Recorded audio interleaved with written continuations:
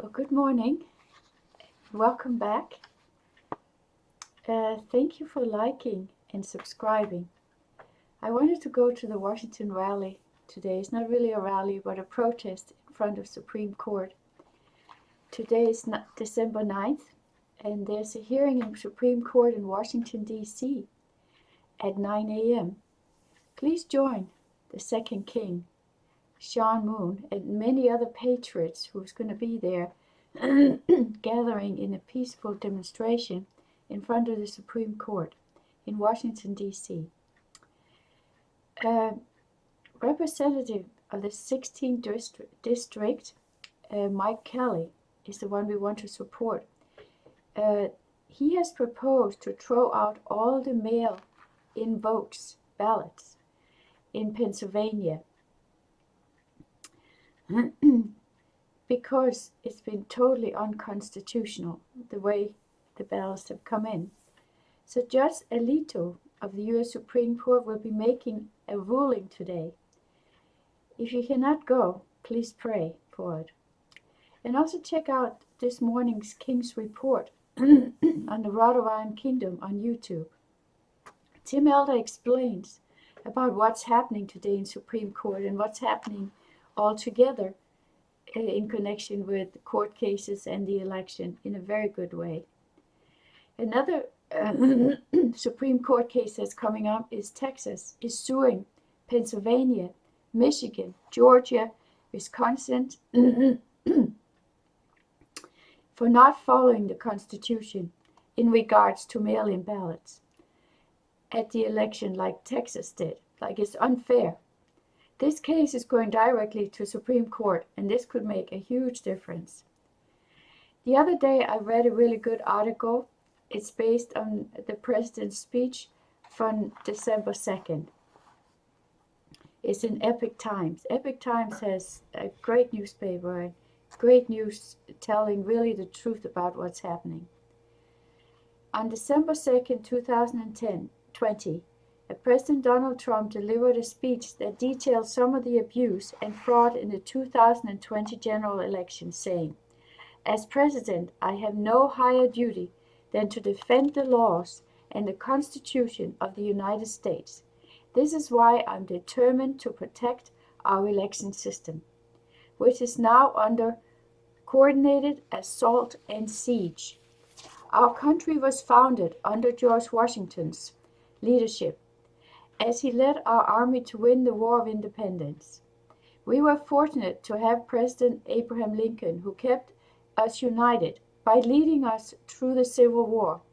Now our country faces a third fundamental challenge, one to ensure our continued freedom and the right to elect our leaders.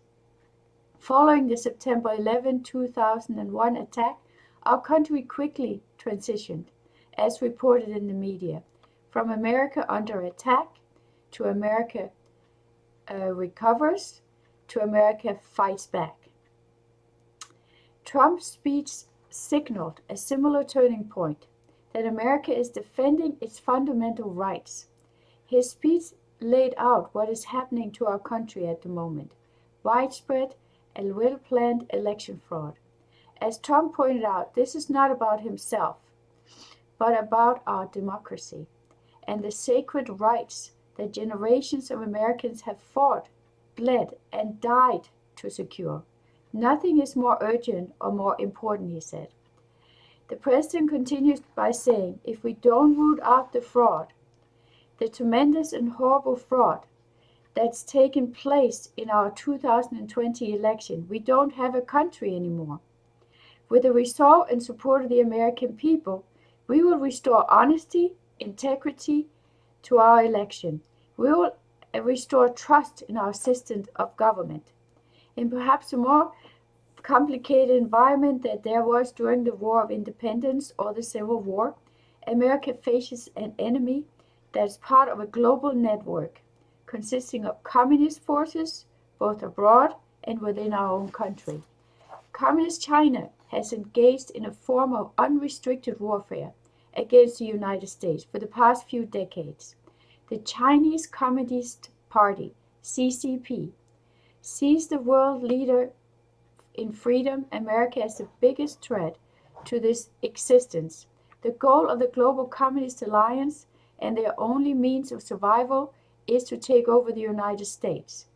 And with that, snuff out the beacon of freedom America shines on the world. The CCP has engaged in a systematic penetration of our institutions and has built ties to pro-communist forces within our country. Globalization is a communist movement. It's an intentional strategy moved with the goal of weakening the free world, especially America, and aiding the objectives of communism.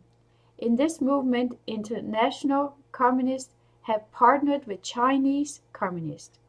After decades of work, it has reached a point where it has become strong enough to orchestrate a communist coup in America. Partisans in favor of globalization and socialism have, with continued financial support, not only helped in recent decades to extend the life of communist rule in China, but have enhanced it. What happened in Hong Kong this year, where the CCP seized full control, is now happening here in the United States. Domestically, we have mainstream media, big tech companies, and other powerful interests in the government, for-profit and non-profit sectors, working together against an American president. Mainstream media organizations are refusing to look at the election hearings currently taking place in battleground states across the country, and instead continuing to describe the credible allegations and evidence of fraud as baseless. Well, anyway, finally something is going to Supreme Court, but anyway, we have to continue fighting. This has cut off many people from knowing even the most basic facts about this election, also because of our media. Most American media has become no different from the state-controlled media in China. They offer only lies and cover-ups, and their agenda is to brainwash with propaganda. Furthermore, big tech companies in the West have shut down people's communication in ways no different from those seen in communist China. Contrary to what these companies claim, social media have become a machine to control communication rather than a platform for open discourse. Major governmental agencies supported by our tax money show no interest in investigating the incredible allegation and evidence of large-scale election fraud. They have stood idly by as forces in our country have coordinated with communists internationally to launch a coup. Many of us here, this is from the Epoch Times, they have lived under communist regimes. Epoch Times is like by the Falun Gong, which is a Chinese Buddhist group, and also other people I'm sure are supporting. And they know firsthand the tyranny in communist countries, organ harvesting, not right to religious freedom, and so on and so on. Our freedom in America have allowed us to flourish and also to warn our fellow citizens that these very freedoms are now at risk. If we don't take a stand, and speak out at this critical moment, we will see the CCP and allied communist forces complete their decades-long quest to subdue American freedom. During the September 11 attacks on Flight 93, 40 Americans fought the terrorist hijackers to defend the nation's capital. These were ordinary people taking extraordinary action. They were brave Americans. Before they took action, they voted. Even at the moment of life and death test, on a hijacked plane, they voted. They voted, prayed, and then acted. This is the American spirit. This is the American belief and the American tradition. We take each vote as sacred. We vote to make a decision, believe in the result, and act on it. The 2020 general election is exposing the true position of every individual, every company, every media outlet, and even every country across the globe. At a hearing on election fraud in Michigan on November 27, witness Melissa Corone was asked why more people had not come forward to testify. Her answer was, "My life has been destroyed. My life has been completely destroyed because of this. I've lost family. I've lost friends. I have been threatened. My kids have been threatened. I've had to move. I've had to change my phone number." Is this a free country? It's horrible. But in spite of having faced this hostility, she came forward to publicly testify. She bravely put the country's good about her own situation. During our War of Independence, Thomas Paine said, "These are the times that try men's souls." So too, today, not just Melissa, but all Americans face this test. Do they love freedom? And are they willing to oppose the communist forces seeking to take it away? When the CCP moved to take control over Hong Kong, Hong Kongers protested in the millions, but they were overmatched. On the streets, they waved the American flag, the symbol of freedom. They showed the sign for the Second Amendment rights. We have to keep our Second Amendment rights. It's so crucial. In the test we face today lies the fate of the world. The forces of evil want to see us surrender. The American tradition teaches meeting tyranny with defiance. We have to keep our Second Amendment right. And treach, we will meet it with courage. It teaches drawing on the resources of faith to counter evil. At this critical moment, Americans need to come together to take a stand against fraud and in favor of truth.